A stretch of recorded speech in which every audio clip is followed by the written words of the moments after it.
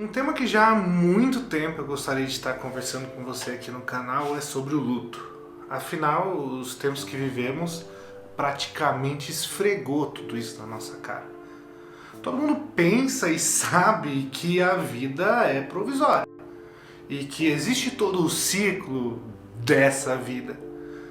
Ainda que saibamos disso, esse assunto sempre fica para depois e esse momento eu queria falar com você sobre os estágios do luto e será que estamos mesmo preparados? Será que há como estar preparado a respeito dessa temática?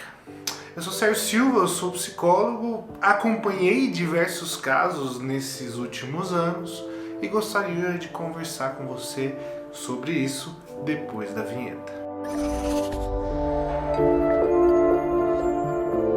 Pois bem, desde já eu gostaria de solicitar aquele like que nos ajuda muito. Eu sei que todo mundo pede, mas acontece que para quem cria conteúdo é uma maneira com que você tem de retribuir, de remunerar inclusive esse momento que acabamos investindo aqui. Estamos criando essa comunidade, trazendo os conhecimentos, os preceitos e conceitos da psicologia para o nosso dia a dia, mas para isso nós precisamos muito da sua ajuda. Daqui a pouco vai ter sorteio no canal e as postagens vão retornar aí com tudo, tá certo? Vamos falar sobre luto e se estamos realmente preparados para lidar com a morte.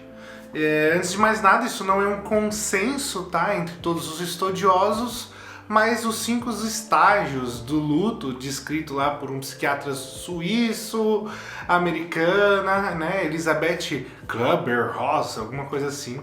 O luto é um processo que se inicia na perda e vai até a sua elaboração, que é quando o indivíduo volta novamente ao seu mundo externo.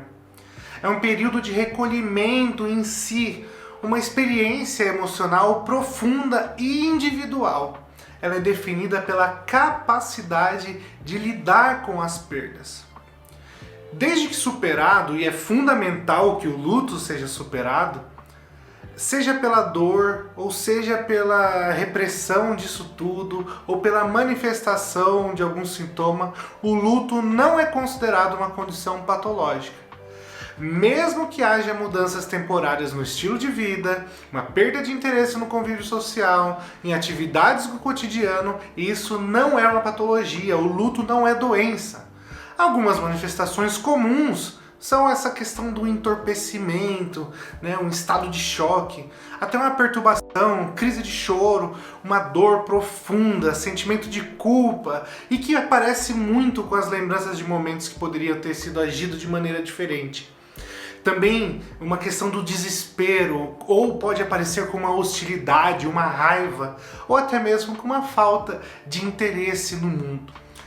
Cada indivíduo reage de uma forma de acordo com a sua estrutura emocional própria. As vivências, a capacidade de lidar com perdas, com frustrações, individual de cada pessoa. Até mesmo a idealizadora dos 5 estágios do luto, a Elisabeth Kübler-Ross, eu acho que é assim que pronuncia. Ela é aquela psiquiatra suíça-americana que eu comentei. Ela foi pioneira nesses estudos da proximidade com a morte de pacientes terminais. E ela até se dedicou estruturando as questões do estágio do luto. E ela conquistou seu espaço na história como a mais respeitada autoridade no assunto, tanto que a gente está falando dela aqui até agora. O livro dela, que a gente se baseia, é o livro Sobre a Morte e o Morrer. É um livro publicado em 1969. Os seminários sobre a morte e o morrer, eles eram baseados em entrevistas com pacientes terminais que, né, eles mesmos levantaram aqui e também falaram com a família, a consciência de aceitação, da iminência da morte e sempre respeitando, né, a convivência e o limite emocional dessas pessoas. Mas vamos lá para os 5 estágios do luto, que é o que você realmente está querendo saber. O primeiro estágio é caracterizado por uma negação e um isolamento. É o primeiro sentimento diante da notícia terminal. Para um paciente de morte ou para um enlutado, independentemente de como ele se tornou conhecido, o fato é que funciona como um choque, sabe? É um paciente ou mesmo um enlutado não se acostuma de cá para lá com a situação. Então ele acaba por funcionar como um para-choque, para que o sujeito possa se acostumar com a situação. E é preciso esperar o momento e aguardar para se aproximar com ele, observando os sinais demonstrados, porque a aceitação parcial é a fase logo após a negação, quando não se utiliza da negação por muito tempo. O estado temporário no qual ele se recupera gradativamente, à medida com que vai se acostumando com a realidade, até que começa a reagir. Segundo estágio é a raiva. É quando o sujeito não é mais possível de negar o fato de que o sentimento, a revolta, a inveja, o ressentimento, o paciente enlutado, ele começa a perguntar: por que eu? Por que não outra pessoa? Uma raiva expressa atrás de emoções até mesmo projetadas, ou no ambiente externo, ou um sentimento de inconformismo. Para a família, para os amigos, essa é uma fase muito difícil de lidar, pois as atitudes não têm justificativa plausível, né? A pessoa, a raiva, ela se torna patológica, quando se torna crônica, é um problema, porque a pessoa se torna muitas vezes, e não raramente, inclusive violenta. Terceiro estágio, que é o estágio da barganha. O paciente ele começa a ter uma esperança na cura divina, ou num prolongamento da sua vida, em troca de méritos, e acredita ter ações que promete empreender. O quarto estágio é a depressão, né? É o estágio do sentimento assim, de debilitação, de tristeza, acompanhado de solidão, de saudade. Ele funciona no paciente bem como os envolvidos com ele, né? É uma preparação para suas perdas. Essa fase requer muita conversa, intervenção ativa por parte dos que estão em volta da pessoa enlutada, para que a gente evite aquela depressão silenciosa.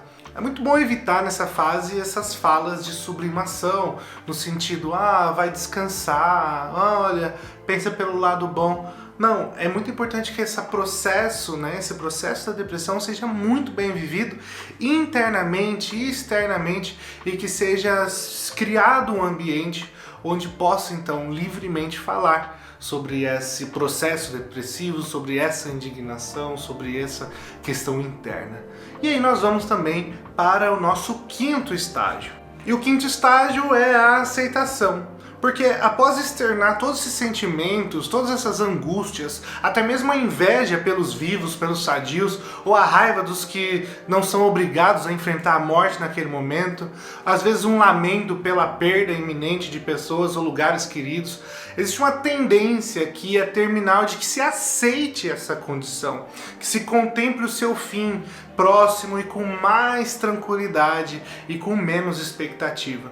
O enlutado já conseguiu vencer os estágios anteriores, chega agora com o momento em que a saudade se torna mais sossegada, se sente em paz e começa a ter uma condição e até mesmo organizar a sua vida melhor.